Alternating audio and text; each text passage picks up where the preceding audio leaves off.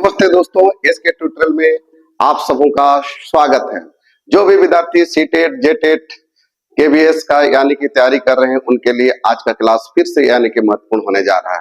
चलिए लेट नहीं करते हुए क्या है, हम लोग मेन टॉपिक पर आते हैं। पिछला क्लास में यानी कि हम लोग क्या है, धार्मिक विशेषताओं के बारे में चर्चा कर रहे थे, उसी का ही क्या है आज यानी कि अगला यानी टॉपिक हम लोग को यहाँ पर देख रहे हैं। ठीक है, चलिए शुरू करते हैं। वेदों के बारे में चर्चा कर रहे थे। आज क्या है चर्चा का पिछला क्लास में वेद कितने हैं इसके बारे में हम लोग चर्चा किए थे। वेद क्या है इसके बारे में, वेद का अर्थ क्या होता है, ज्ञान होता है, इसके बारे में चर्चा किए थे।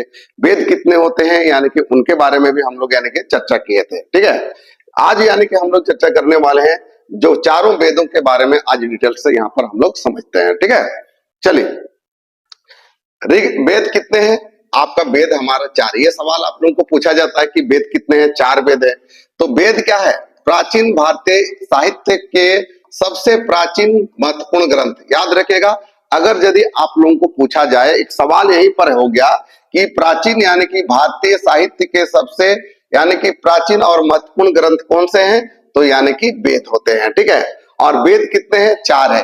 ऋग्वेद, सामवेद, यजुर्वेद और अथर्ववेद जो है, ये चार यानी कि हम लोग के महत्वपूर्ण वेद हैं। इन वेदों के बारे में यहाँ पर हम लोग डिफाइन करेंगे। ठीक है, तो वेद में ऋग्वेद देखिए, पहला यानी कि वेद कौन सा है, ऋग्वेद। ऋग्वेद क्या है, सबसे प्राचीन वेद। पिछला क्लास में भी हमने ये बताया था कि ऋग्वेद यानी क्या है, सबसे प्राचीन वेद है। ठीक है, तो वैदिक यानी कि सब वैदिक काल में हम लोग देखते हैं सबसे प्राचीन वैदिक काल को हमने दो भागों में बांटा था। एक क्या है ऋग्वैदिक काल, दूसरा क्या है आपका उत्तर वैदिक काल। ठीक है, ऋग्वैदिक काल में ही आपका किसकी रचना हुई थी, ऋग्वेद की रचना हुई थी। और ऋग्वेद की रचना आपका क्या है 1500 यानी कि बीसी आपको माना जाता है, जो बिफोर क्राइस्ट बोलते हैं, उसमें इसकी रचना हुई। ठीक है, इसमें क्या है, किन किन चीजों का उल्लेख क्या है, इसमें देवताओं की स्तुति है।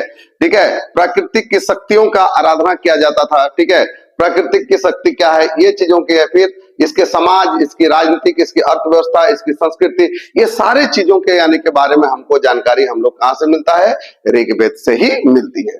हमने आपको बताया था, यहाँ पर देखिएगा ऋचाएं यानी कि इसमें मिलते हैं, खास करके किसमें ऋचाएं यानी कि छंदबद्ध ऋचाएं बोलते हैं, जिसको मंत्र बोला जाता है, वो कहाँ मिलती है, तो यानी कि आपका ऋग्वेद में ही मिलती है, जिसमें अग्नि का स्तुति होता है, इंद्र, वरुण, मित्र, उषा आदि देवताओं की स्तुति यहाँ पर की जाती है। ठीक है, और वैदिक काल की राजनीतिक संस्थाएं जैसे सभा और समिति का भी उल्लेख यानी कि हम लोग को कहां से मिलता है, आपका ऋग्वेद में मिलता है, क्योंकि इसका समाज यानी कि बहुत ज्यादा डेवलपमेंट होता था यानी कि ऋग्वैदिक काल का समाज ही मैंने आपका समानता मूलक थी। यहाँ पर समानता मूलक, यहाँ स्त्री चाहे पुरुष जो है सभी को यानी कि क्या है समान अधिकार मिलता था। जैसे आज हम लोग को हमारा संविधान क्या दिया है, समान अधिकार दिया है, उसी तरह से ऋग्वैदिक काल में ये चीज को मेंशन था।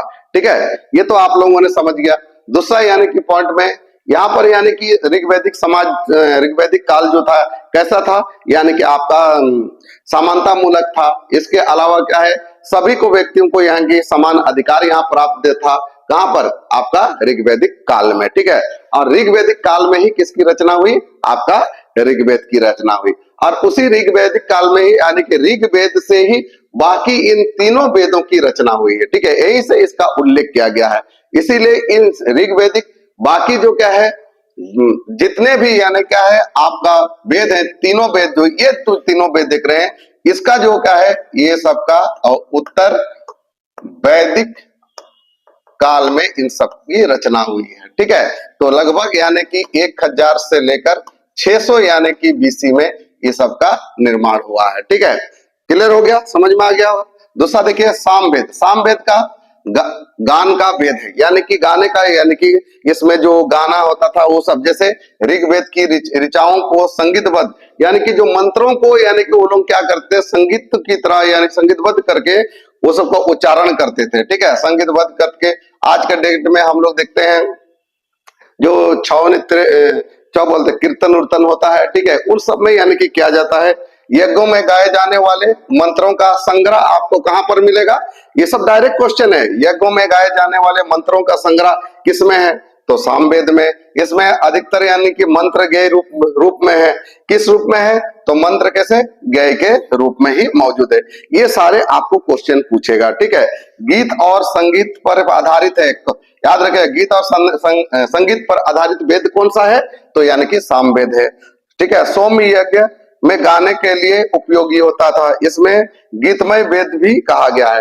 किस वेद, किस यानी कि क्या है, वेद को गीतमय वेद कहा जाता है? तो याद रखेगा आपका सामवेद को कहा गया है, ठीक है। चलिए, यजुर्वेद तीसरा जो यानी कि महत्वपूर्ण वेद है हमारा, कौन सा है? यजुर्वेद। यजुर्वेद क्या है? यज्ञ करने की विधि, जितने भी यज्ञ जो करते हैं, अनुष्ठान किया जाता था पूजा में, जैसे कैसा हवन कुंड, ये सब जितने भी होते थे, आपका कहा यजुर्वेद। इसमें कर्म कांड से संबंधित मंत्र है, ठीक है। किससे संबंधित? कर्म कांड। यज्ञ में प्रयुक्त यानी कि गद हो गया, मंत्र मिलते, जितने भी यज्ञ में किया जाने वाला जितने भी मंत्र जो आपको मिलेंगे, कहां पर मिलेंगे? यानी कि आपका यजुर्वेद में। यज्ञ की क्रियाओं का पूरा विस्तार यानी कि आपको मिलेगा, तो आपको कहां मिलेगा? तो यजुर्वेद में मिलेगा, ठीक है। तो इसमें प्रमुख जो जानकारी आपको दिखेंगे, शुक्ल यानी कि वज्रश्रेणी और कृष्ण यानी तैत्तरीय यजुर्वेद, दो भागों में इसको बांटा गया है। और पुरोहितों के यानी कि व्यवहारिक उपयोग में अधिक, जितने पुरोहित जो होते थे, जो पुजारी लोग होते थे, वो लोग जो अनुष्ठान करते थे, उन सारे का यानी कि व्यवहारिक उसका उपयोग जो आपको ज्यादातर दिखेगा, तो कहां पर दिखेगा? आपको यजुर्वेद में ही देखने को मिलेंगे। अगला क्या है? आपका अथर्ववेद। अथर्ववेद जो होता है हमारे यानी कि जीवन का वेद बोला है, क्योंकि इसमें दैनिक जीवन से संबंधित सभी यानी कि मंत्रों का यानी कि संग्रह जो आपको मिलेगा, कहां पर मिलेगा? यानी कि आपका अथर्ववेद में ही मिलेगा, ठीक है। इसमें रोग हो गया, उपचार हो गया, हमारा जो गृहस्थ जीवन है, हमारी राजनीति है, हमारी क्या है, शांति है, शांति समृद्धि, ठीक है, जादू टोना, ठीक है, सुरक्षा आदि से संबंधित जितना भी आपको सब कुछ मिल जाए, आपको यहीं पर मिलेगा। यहाँ से क्वेश्चंस बड़ी पूछता है, दैनिक जीवन से संबंधित मंत्रों का संग्रह कहां पर है? अगर यदि ये आपको सवाल पूछा जाए, तो आप सीधा सीधी कहां मिलेगा? यानी कि अथर्ववेद में ही मिलेगा, ठीक है। इसमें लोक जीवन की झलक हम लोग को मिलती है, ठीक है। इसमें भौतिक जीवन का क्या है? वेद कहा गया है। तो किसे यानी कि भौतिक जीवन का वेद कहा गया है? तो ध्यान रखेगा, आपका अथर्ववेद को ही कहा गया है, ठीक है। इसमें औषधि हो गया, उपचार हो गया, मंगल कामनाओं से जुड़े मंत्र, आप जो पूजा पाठ आपका व्रत रखते हैं, आपकी जो मंगल कामनाएं होती है, वो सारा चीज यानी कि आपको कहां से मिलेगा? आपका अथर्ववेद में ही मिलेगा, ठीक है। ये यानी कि आपको यानी कि आज हम लोग जो समझे, यानी कि 4 वेदों के बारे में हम लोग चर्चा किए, और इस चीज को यानी कि आपको समझ में आ गया है, ठीक है। तो यानी कि ये यानी कि टॉपिक यानी कि छोटे छोटे पार्टों में हम लोग आ रहा है, लेकिन इन सारे चीजों को क्या आप लोग ध्यान से देखिए कि अगला यानी कि एग्जामिनेशन में जो आने वाली है, उस सारे चीजों को आपको समझ में आ गया। अगला पार्ट यानी कि हम लोग नेक्स्ट क्लास में देखेंगे। तब तक के लिए इसको ध्यान से पढ़िए, ठीक है, क्योंकि अगले यानी कुछ दिनों में क्या है, सीटेट की एग्जामिनेशन आने जा रही है, जेटेट की, उसके बाद जेटेट की एग्जामिनेशन आ रही है, ठीक है। इन सारे चीजों को आपको क्या करेंगे, देख करके समझिए, और आपको क्या है, परीक्षा में बहुत ज्यादा उपयोगी होने वाली है, ठीक है। आज का वीडियो यदि आप लोगों को अच्छा लगा तो शेयर कीजिए, लाइक कीजिए, फॉलो कीजिए, ताकि क्या है, इससे यानी कि हम, और ताकि आप लोगों को नोटिफिकेशन मिलते रहेगा। और धन्यवाद।